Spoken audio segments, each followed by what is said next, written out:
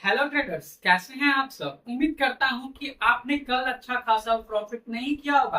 अगर आपने कर लिया है तो आप एक अच्छे ट्रेडर बन चुके हैं। ऐसा मैं क्यों बोल रहा हूं? क्योंकि कल थी बैंक निफ्टी की एक्सपायरी और फिन निफ्टी की एक्सपायरी, दोनों एक साथ थी और बैंक निफ्टी काफी साइडवेज रहा।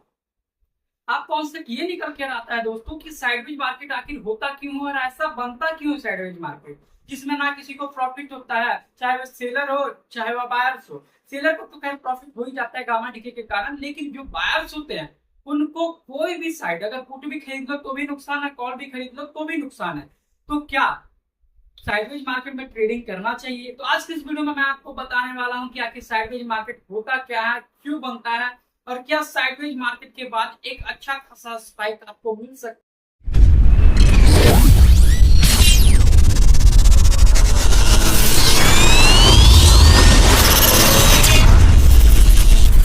तो हमारे सामने ओपन है बैंक निफ्टी का ये चार्ट। कल थी बैंक निफ्टी की एक्सपायरी और मार्केट खुलते ही सुबह सुबह मार्केट ने एक लंबी सी ग्रीन कैंडल बनाई, क्योंकि मार्केट लगभग 2 दिनों से गिर रही थी। 54,459 बनाने के बाद सेलर का प्रेशर ज्यादा आया और मार्केट ने फॉल दिखाना स्टार्ट किया। तो यहाँ से खैर सेलर ने, जिन लोगों ने सेल किया होगा उनको तो प्रॉफिट हो ही रहा होगा।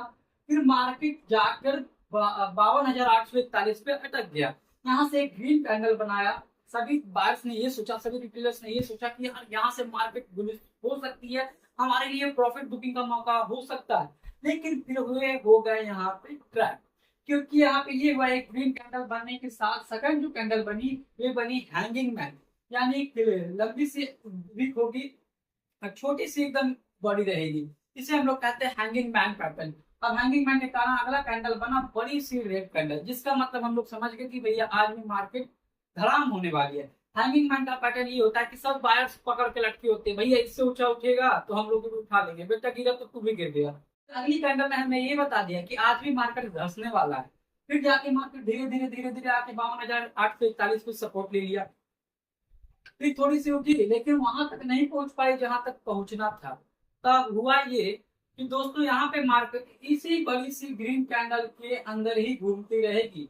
अब घूमते रहने में नुकसान ये है दोस्तों कि अगर किसी भी इंडिसेस की अगर एक्सपायरी होती है, अगर उस दिन मार्केट साइडवेज रह गया तो ना तो कॉल बढ़ेगा ना पुट बढ़ेगा, दोनों का दोनों प्रीमियम धीरे धीरे धीरे धीरे घटता जाएगा। आपने जहां से खरीदा है उतना रुपया भी नहीं उठ पाएगा। अब इसे इस तरीके से समझ दे दोस्तों कि आप एक फल विक्रेता या तो सब्जी विक्रेता है। अब होता यह है कि आपने अच्छी रेट में तो आपने सब्जी खरीद ली।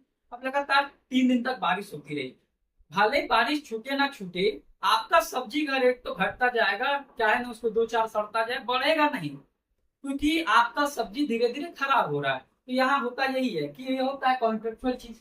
अब धीरे धीरे कॉन्ट्रैक्ट का टाइम नजदीक आ रहा है, धीरे धीरे डिके होते जाता है। अब डिके में बायर को तो बहुत ज्यादा नुकसान है लेकिन शेयर को फायदा होता है।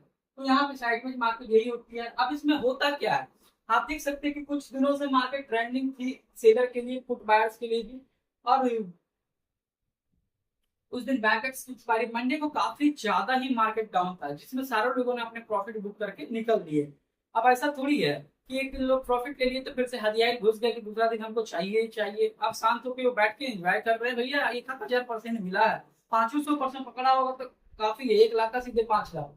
अब कौन दूसरा दिन मार्केट में देने जाएगा? इसलिए मार्केट में ना तो सेलर रहते हैं ना बायर रहते हैं, जिसकी वजह से मार्केट एक ही जगह पर घूमता रहेगा। अब ऐसा नहीं है कि एक दिन प्रॉफिट लेके निकल लिए तो शेयर मार्केट वहां रुक जाएगा, ऐसा तो होगा नहीं। कम बायर कम सेलर के कारण ऐसा होता है कि बायर चाहते हैं कि मार्केट को हम ढकेले, लेकिन हम लोग तो चिड़िया है FI और DIA के। जब तक FI और DIA का पैसा मार्केट में नहीं लगेगा मार्केट बढ़ेगा ही नहीं। रिटेलर कितना बढ़ाएगा? अरे 40 पॉइंट 50 पॉइंट, उससे ज्यादा पावर नहीं रिटेलर। हम लोग चिड़िया है, FI और DIA जब दाना डालती है हम लोग घुसते हैं और अपना दाना खा के पेट भर के हम लोग निकल लेते हैं। अब होता यही है, बायर तो चाहते कि मार्केट को ढकेले लेकिन ढकलाता ही नहीं है, क्योंकि सेलर उधर से रहता है। और सेलर और बायर का जो लड़ाई है वो चलता रहता है। मार्केट एक ही जगह पे घूमते घूमते लास्ट में सेलर को फायदा हो जाता है डीके का, क्योंकि इसमें गामा डीके होता है। तो धीरे धीरे फायदा तो होगा ही होगा सेलर को, बायर को नुकसान। अब क्या है कि साइडवेज मार्केट में ट्रेडिंग करना चाहिए या नहीं करना चाहिए? बिल्कुल करना चाहिए, लेकिन एक्सपायरी वाले इंडिसेस में नहीं। जिसका एक्सपायरी खत्म हुआ है उसका पहला दिन अगर आप घुस जाते हैं इन द मनी में तो आपको ये फायदा होगा कि वहां डिके आपको देखने को नहीं मिलेगा। आप जाके रेजिस्टेंस पे बेच दीजिए, शॉर्ट सेल कर दीजिए, फिर जाके सपोर्ट पे खरीद दीजिए। फिर सपोर्ट से रेजिस्टेंस ढूंढते रहिए, आपका प्रॉफिट निकलता ही रहेगा।